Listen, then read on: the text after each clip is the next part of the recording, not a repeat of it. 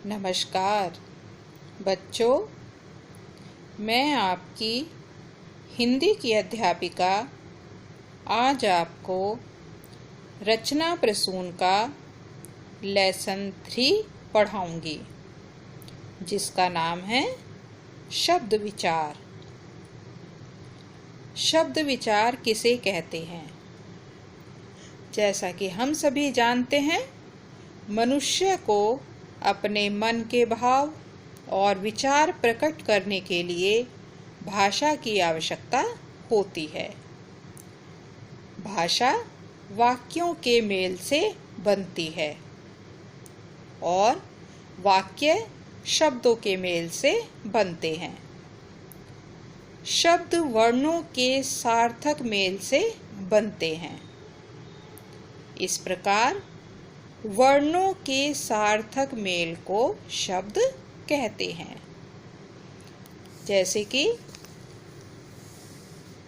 ये 4 पिक्चरें दी हुई हैं, जिसमें कि पहली पिक्चर है पेड़। यदि हम पेड़ का वर्ण विच्छेद करेंगे तो इसमें 4 वर्ण आएंगे, पे प्लस ए प्लस ड प्लस ए। इन 4 वर्णों के मेल से पेड़ बनता है। और मेल भी कैसे होने चाहिए? सार्थक। इसी तरह से फूल, सूर्य और लड़की, ये सार्थक वर्णों का मेल है, जिनसे कि शब्द बनता है लड़की। यदि वर्णों का गलत मेल होता है तो उससे कोई अर्थ नहीं निकलता और कोई शब्द भी नहीं बनता। इसलिए वर्णों के गलत मेल को शब्द नहीं कहा जा सकता। वाक्य में प्रयुक्त होने पर शब्द पद कहलाते हैं। अब आगे है शब्दों के भेद। शब्दों का वर्गीकरण 4 आधारों पर किया जाता है। कौन कौन से?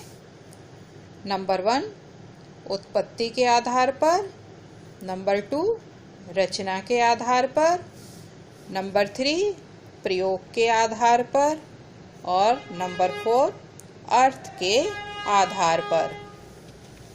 अब सबसे पहले उत्पत्ति के आधार पर।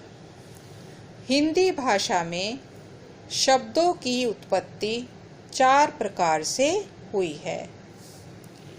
इस आधार पर शब्दों को 4 भागों में बांटा गया है, जिसमें कि पहला है तत्सम शब्द।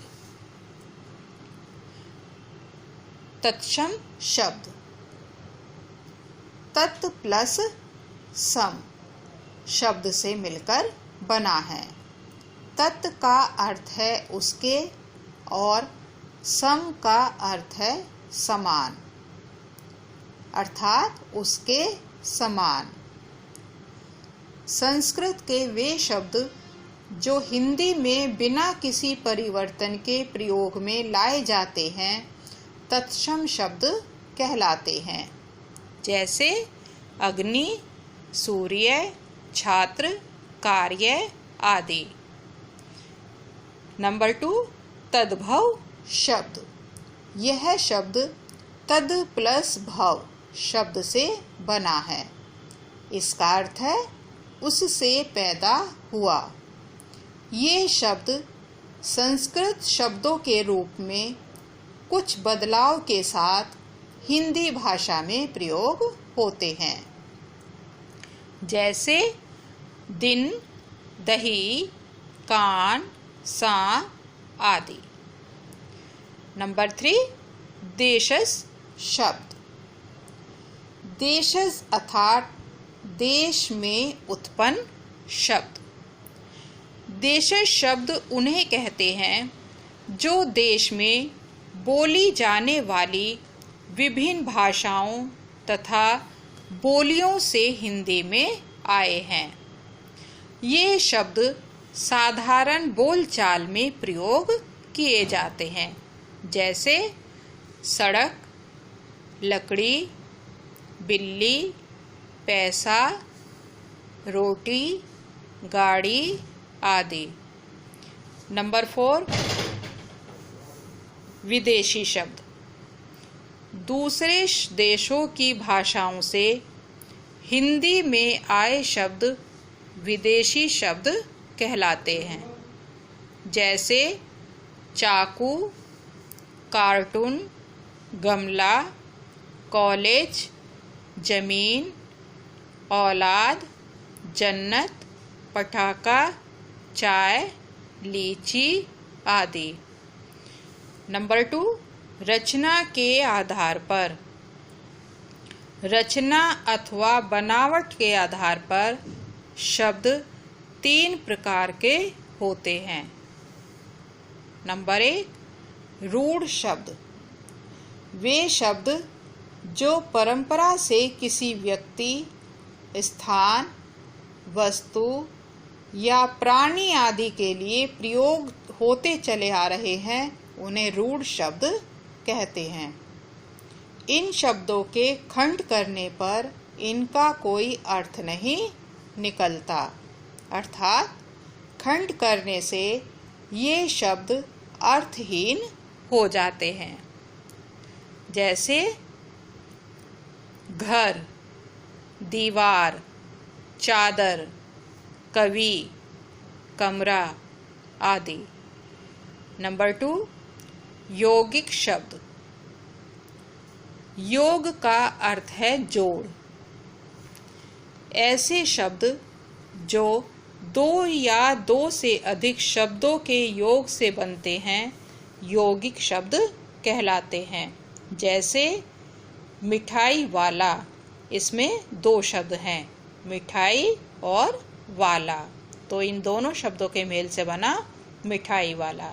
ऐसे ही पीत प्लस अंबर, पीतांबर। सब्जी प्लस वाला, सब्जी वाला। नील प्लस कमल, नील कमल। नंबर 3, योग रूढ़ शब्द।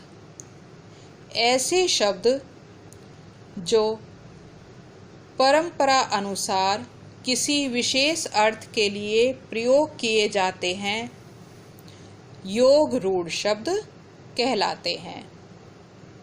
जैसे नील प्लस कंठ, क्या बन गया? नीलकंठ। इसका भी एक अलग अर्थ होगा, विशेष अर्थ होगा, नीले कंठ वाला, अर्थात भगवान शिव। 10 प्लस आनन, दशानन। 10 हैं आनन, आनन मीन्स सिर, जिसके, अर्थात रावण। अब है नंबर 3, प्रयोग के आधार पर। प्रयोग के आधार पर शब्द कितने प्रकार के होते हैं? प्रयोग के आधार पर शब्द 2 प्रकार के होते हैं, विकारी शब्द और अविकारी शब्द। विकारी शब्द किसे कहते हैं? ऐसे शब्द जिनके रूप में लिंग, वचन, कारक, काल आदि के कारण परिवर्तन आ जाता है, विकारी शब्द कहलाते हैं। संज्ञा, सर्वनाम, क्रिया तथा विशेषण शब्द विकारी शब्द होते हैं। प्रयोग के आधार पर शब्द का दूसरा भाग है अविकारी शब्द। ऐसे शब्द जिनके रूप में लिंग, वचन, कारक, काल आदि के कारण कभी भी विकार या कोई परिवर्तन नहीं होता, अविकारी शब्द कहलाते हैं। इसे अव्यय भी कहा जाता है। हिंदी व्याकरण में 4 अविकारी शब्द हैं। कौन कौन से? क्रिया विशेषण, संबंध बोधक, समुच्चय बोधक तथा विस्मयादि बोधक। अब नंबर 4 है अर्थ के आधार पर शब्द के भेद। अर्थ के आधार पर शब्द के 2 भेद होते हैं, सार्थक शब्द और निरर्थक शब्द। तो सबसे पहले है सार्थक शब्द। जो शब्द किसी अर्थ का बोध कराते हैं उन्हें सार्थक शब्द कहते हैं।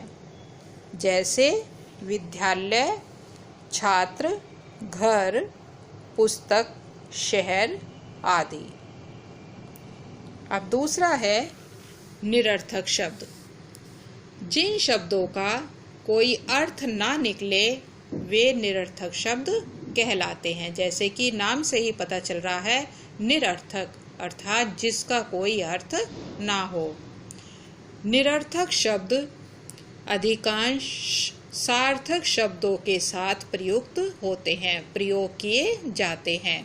जैसे जहाँ तहाँ, खाना वाना, पढ़ाई वढ़ाई आदि।